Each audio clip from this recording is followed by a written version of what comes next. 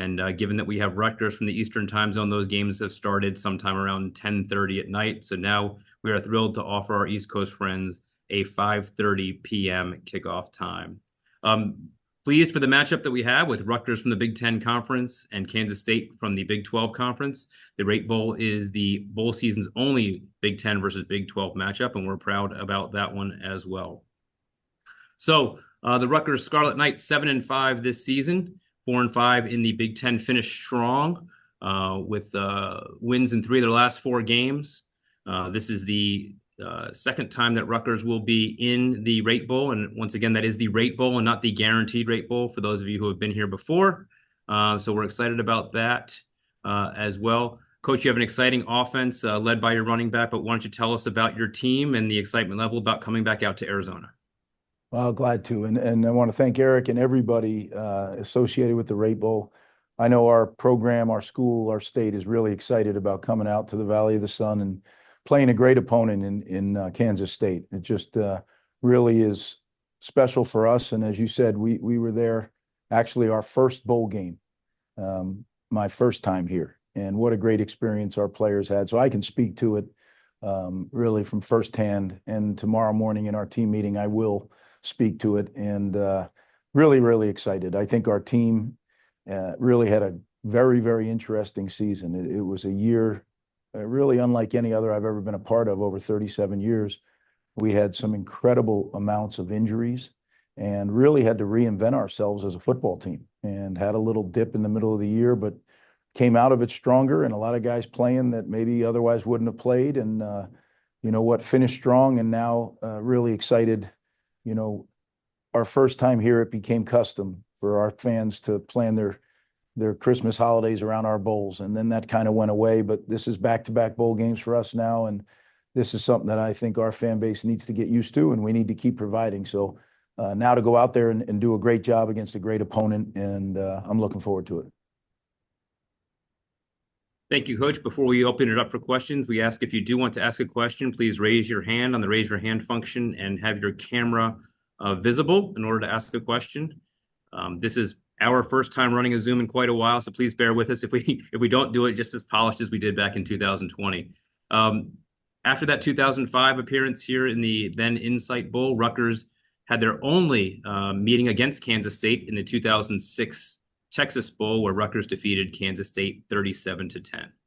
We will now open it up for questions. So if anyone does have a question, please use the raise your hand function, and we will call on you to go ahead and ask one.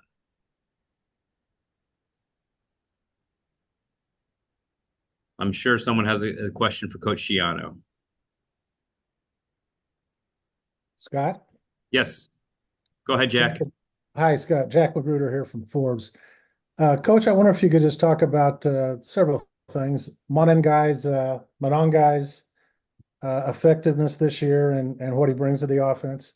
And it looks to me like you're really a ground first, play defense, run the clock, control the game kind of guy. Is that close?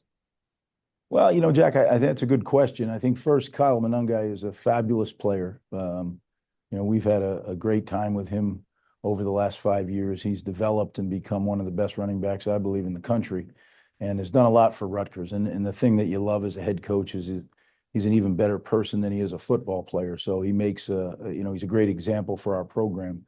But as far as our nature of our offense and our defense, we kind of do what it takes to win. And, you know, later in the year, we threw the ball more. I think Ethan Kaliakmanis really came on. I think our young receivers were forced into action and did a good job. We love to run the ball. We love to play defense. Kicking game is very important. So, yeah, we're kind of do what it takes to win. But, you know, if we have our choice, we'd like to be able to run the football. And in our conference, you have to be able to do that, right? You know, the weather gets pretty bad at the end of the year, you know, evidenced by our last game out at Michigan State. I mean, it was a snow globe the entire day. So, but I'm excited. I think our offense is getting better and better. It's been Kirk Shiraka provides tremendous leadership. It's his second year back, so now the guys have been through it for a second cycle, and I think they're just a unit that's on the rise. Thank you.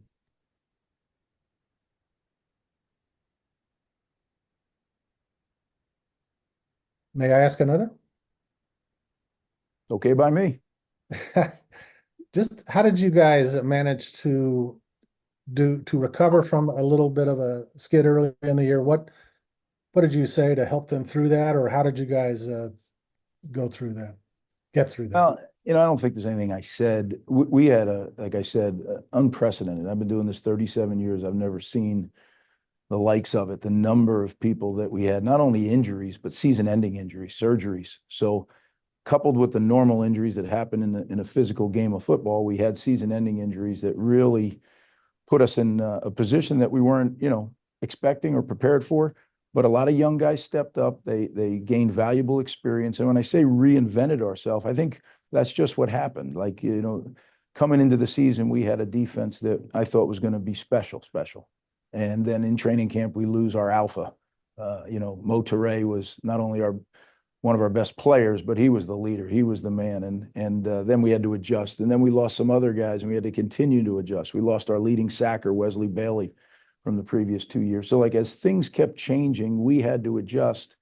And when it hit the offense as well, then it was, hard to win games for a little bit. But I think we did. I think we reinvented ourselves. Our guys, the number one thing we were able to do was stick together. The big thing here is playing for each other. And I really believe if you get a group of men that are unselfish and play for each other, you'll figure it out eventually. And that's kind of how our season went. Sure, you could live in the what if world, but we don't do that. I don't live in the past and I don't live in the future. I try to live, right now. And that's what I encourage our team to do. So we're so excited about, coming out there to the Rate Bowl. And I think our young players now have gained valuable experience and are going to do a good job. Thank you very much. Thanks, Coach. Let's go to Brian Fonseca from NJ.com. Brian? Hey, Greg. Couple quick ones. Do you have a sense of the seniors, particularly Kyle and Holland, and guys who might have NFL aspirations, if they'll be playing in this bowl game? Have you had those conversations, and do you know which one of those guys will be playing? Well, those are good questions, Brian, and I don't have any information on that yet. All those things are fluid. We have a couple fluid situations right now. Coach Harasimiak left to take the head coaching job at the University of Massachusetts, so we have adjustments going on staff-wise. We have, the annual who's going to play, who's not going to play deal in the bowl game stuff. So we're working through all that. Again, a younger me probably would have fretted over that after doing it so many years. You figure out where you are, and then you got to figure out how to do it best. And we're right in the middle of doing that. This whole past weekend has been that, and we'll continue until we kind of figure out how we're going to approach this thing. But it's coming quick. It's 26. Will be here before we know it. Well, going off that, have you decided who will be calling plays defensively in the bowl game? And do you have hope that you might have a DC in place by the time the bowl game comes around? No, I don't have any answers for that right now. It's, as I said, an incredibly fluid process, and we are in the infant stage of it. So again, you've seen me in the past. Sometimes it's immediate, the moves I make with staff, and sometimes you guys think I'm not going to do anything, right? But I just do what the situation calls for, in my opinion. And so I'm not going to predetermine it. We have plenty of good coaches here that can call the defense, and we have more importantly, we have plenty of good players that can go play the defense. Thanks. Thanks, Coach. We'll move on to Anthony Facilli from Rutgers Radio. Greg, congratulations. Last year, obviously, everybody knows how important the practices are. But last year, you had a number of young players that helped you win that bowl game. Is that something that also now is the new part of college football? You got to put young players in those bowl games. There's no doubt, Fooch, and it's a great question. I think, I can just, you remember last year when that interception, right, a key interception in that game against Miami, and who a true freshman, right, that makes a big play in the game. And I love that. I love the early stages of the bowl preparation where we just have young players out there getting valuable experience. And then every once in a while, one of them really pops. They've been kind of sitting in the incubator during the season, maybe getting a little, second or third team reps, but not getting a lot of game. And then all of a sudden the bowl game, they get pushed into action, and then you get to start to see really, who you have, who you recruited. And that to me is one of the fun parts of college football. Next up, we'll go with Patrick Lanny from New Jersey Advanced Media. Hi, Coach. I know you mentioned going back to the bowl game that you were first part of, right? The Insight Bowl. What's the significance of that? And I guess just what's the significance of that? Well, that's fun. It's a good question, Patrick. I I don't know if there is any significance other than I love the place. I mean, I love the city, I love the area, and I love the people who are involved with the bowl game. I mean, they do such a great job for their teams, for the families. I still people, Rutgers people talk so fondly about our time there that week. So I'm looking forward to, as many Rutgers people as we can get out there and, come from around the country, our alums that are all spread out over the Southwest and the West Coast. Hopefully they can join us, and just looking forward to having a great experience. And again, we're playing a really, really good football team that I have the utmost respect. Coach Kleiman, I've never really competed with him, but I followed his teams as a fan. And, they're just all those national championships he won at North Dakota State, and then what he's been able to do at Kansas State. Just as a head coach who goes home and after our games and loves to watch college football, I've caught some of their games, and really, really good football team that plays the way that I love. I love the way they play. Thanks, Patrick. We'll move on to Josh Myers from the Daily Targum. Hey, coach. So for some of the guys on this team, this is their first postseason game. How important do you think bowl games are for the development of not just like the younger players, but just for all the players? Well, I think it's important for a lot of things. I think it's important for the development of younger players. I think it's important as a reward for the players for a job well done during the season. And we work hard, but I make sure it's a reward. The day bowl games become a burden to players, you're not going to get a lot of guys who want to go to bowl games. We work hard, but then we let them have fun. And ultimately, the competitive nature of our program is that we do everything to win. So it'll be an awesome challenge because Kansas State's really, really, really good football team. But as I said, I'm looking forward to it and can't wait to get out there. Thank you very much, Coach. And we'll go with Kellis Robinette. Kellis, good to see your face again from the Kansas City Star. To you, Scott. Coach, K-State and Rutgers haven't played since '06, but you were actually the coach at Rutgers back then. So what was it like playing against them in a bowl game? Do you have any recollections from that far back? Yeah, it's a long time ago. But, I had a lot of crossovers with K-State people over the years after that. So, I actually have a coach on my staff who was on that other staff, Dave Brock, our wide receivers coach. So, yeah, there's been a lot of crossovers. My quarterback when I was in Tampa, he was Josh Freeman, and he was the quarterback when we played him in that bowl game here at Rutgers. So it seems like my football career has crossed paths a lot of different ways with Kansas State.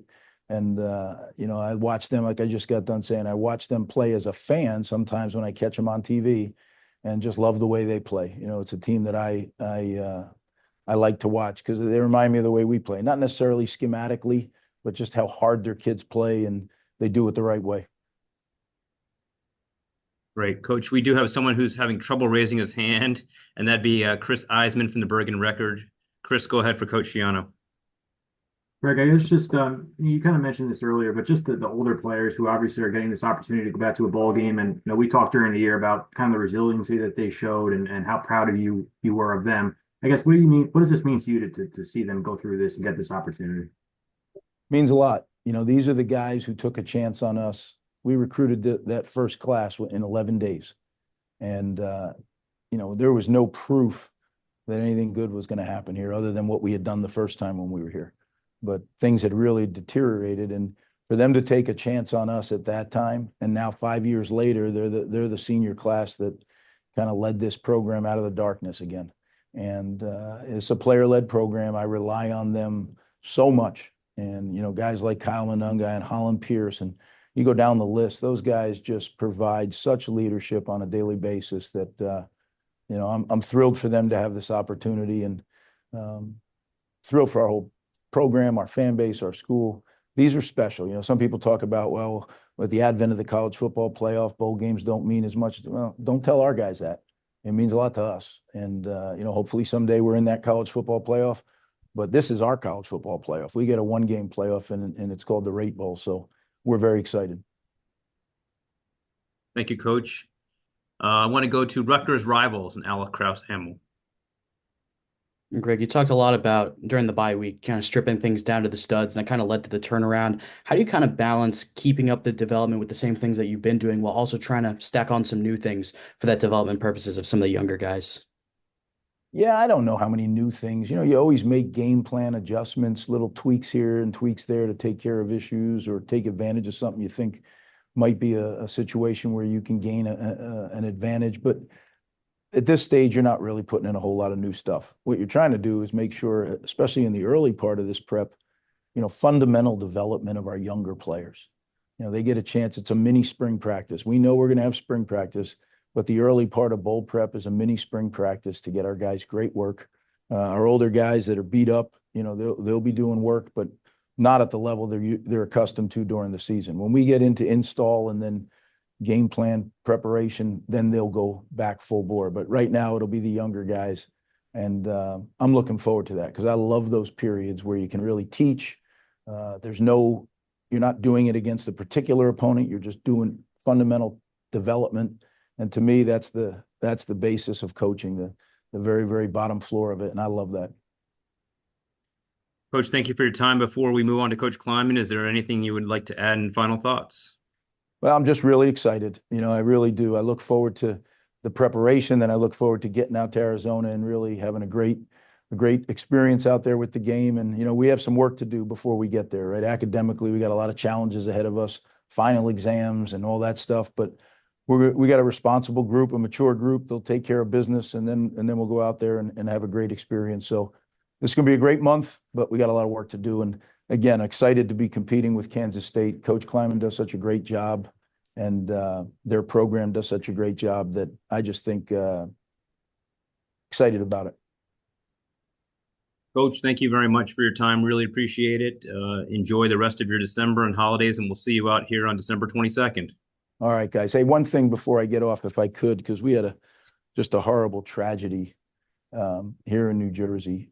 Brad Cunningham, who was part of my first recruiting class way back in 2000, he and Coach McKnight, who was a very popular head coach in New Jersey, and they had a tragic car accident. Those two and four others were killed in a really bad accident. And I just want to send our thoughts and prayers from Rutgers and from our football program and all their friends. Those are, Brad Cunningham's one of us. So to your families and to everybody involved in Hudson County and Hudson Catholic football, our thoughts and prayers are with you. Anything we can do, we're here. Thank you, guys. Thank you, Coach. Appreciate that very much.